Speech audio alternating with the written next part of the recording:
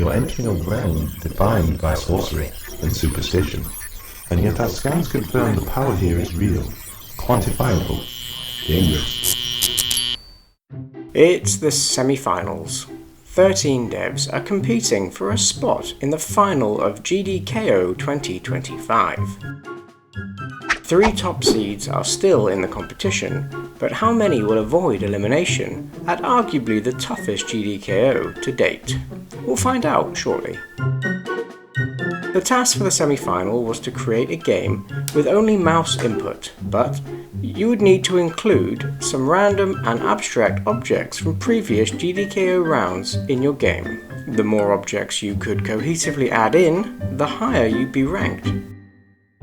The round criteria also called for polish, good sound and audio, and that it would be easy to play and understand from the get-go.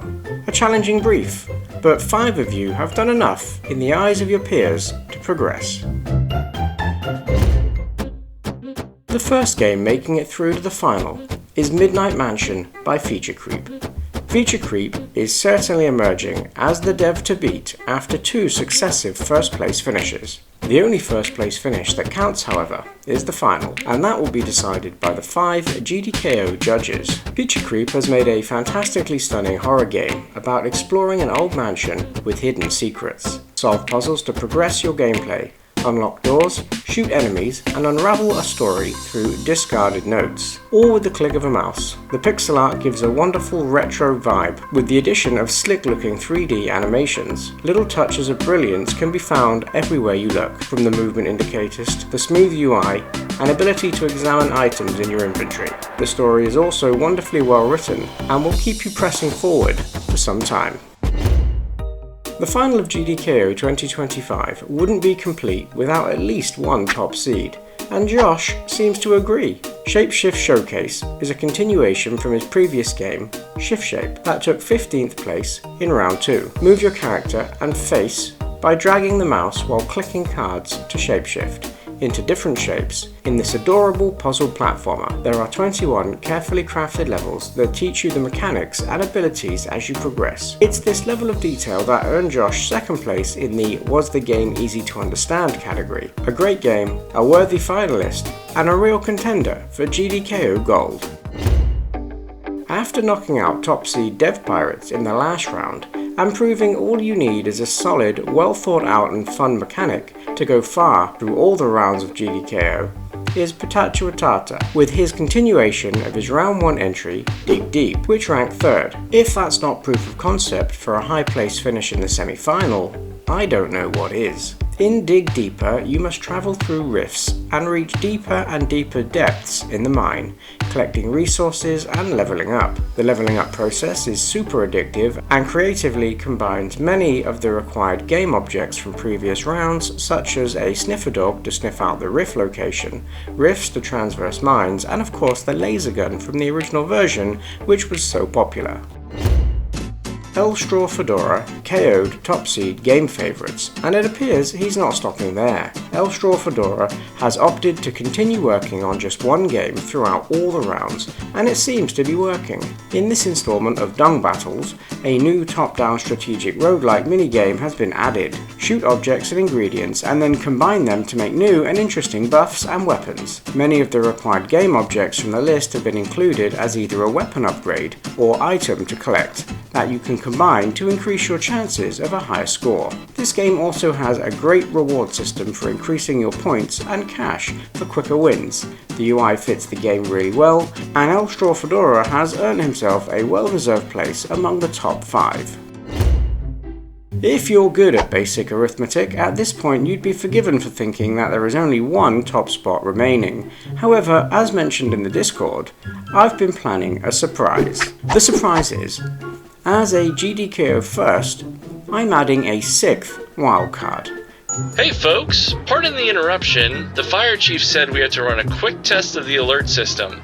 Mind the noise in 3, 2, 1. Gdko veteran and everyone's favourite streamer, Endmark Games, unfortunately couldn't take part in Gdko this year and due to diary misalignments couldn't fill in as a judge. But I'm pleased to say our ducks have aligned and Endmark will be picking one additional game from those who didn't make the cut to make the final. Before we find out who Endmark picked, however, we need to know which dev took the 5th and final place based on the community voting. Ting hasn't ranked outside the top 10 in any of the 3 previous rounds, taking 7th, 4th and 3rd place finishes.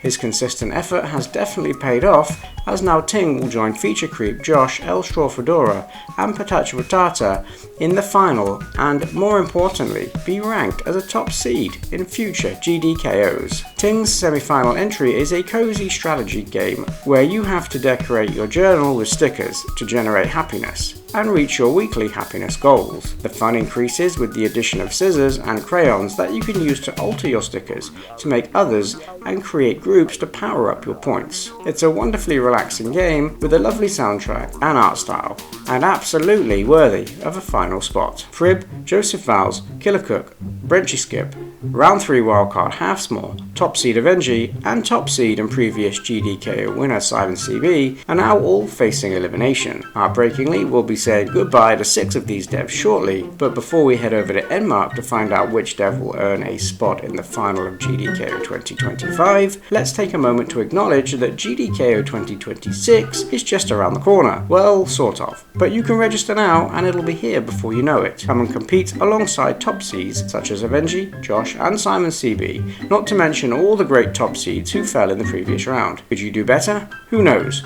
And who cares? It's all about taking part, right? Come and join a great community of devs, join the Discord to chat to the OGs, and perhaps next year I'll be reviewing your GDKO journey. The semifinals is a tough round to choose a wild card. The devs left have proven over the last 4 rounds, any one of them could win the whole thing. So how do I pick?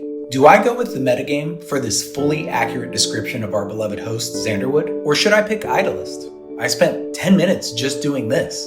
Lampy, lamping, we're lamping, hup. But I have to go with Mélange à Go-Go. I found myself grinning throughout my entire playthrough. These were all great games, but this simple yet polished point-and-click adventure gave me the most joy. I jumped right into each game when Xanderwood sent me the links, so it wasn't until I racked and stacked my choices that I realized my wildcard pick is for previous GDKO champ Simon CB. I guess it's up to the other finalists to prevent the first GDKO 2-time champion. In the next round, the GDKO judges will be solely responsible for picking the winner. It's the moment you've all been slaving away for. The sacrifices, the sleepless nights are all for this. It's now time to submit your best work. At this point, anyone could win. It's a 6-dev jam for all the marbles.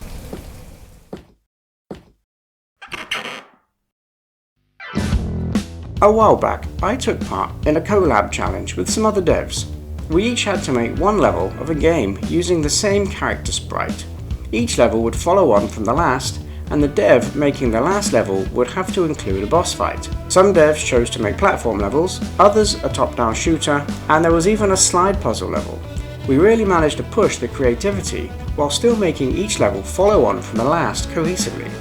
It was super fun to make, and playing through each dev's level all the way to the final boss was really rewarding. Your task for the final of GDKO 2025 is to make a game with 6 levels. Each dev will make a single level using the same sprite sheet, which I will provide. You'll need to think about things like global variables and how or if they will continue from level to level.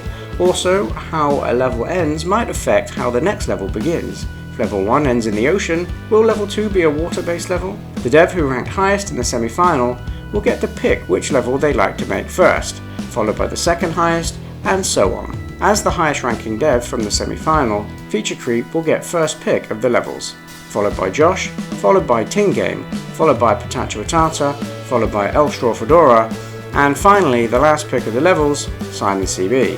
Which type of game will you make? How will it all fit together? You'll need to decide as a group.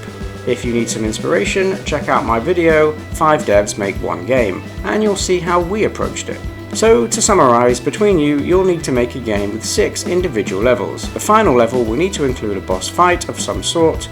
You'll need to make a level each and have a way for the player to click and load the next level at the end of your level. You'll receive an asset pack with sprites that you must use, but you can use any sound or audio you have the right to use. There will be of course judging criteria that the judges will be considering when deciding who made the best level, and that criteria is how well polished was the level.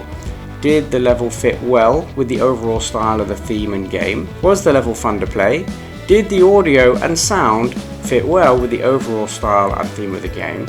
Was the level free from bugs and technically well implemented? The asset pack you'll be using will be Lucifer Asset Pack from Gdko's very own construct wizard, Foozle.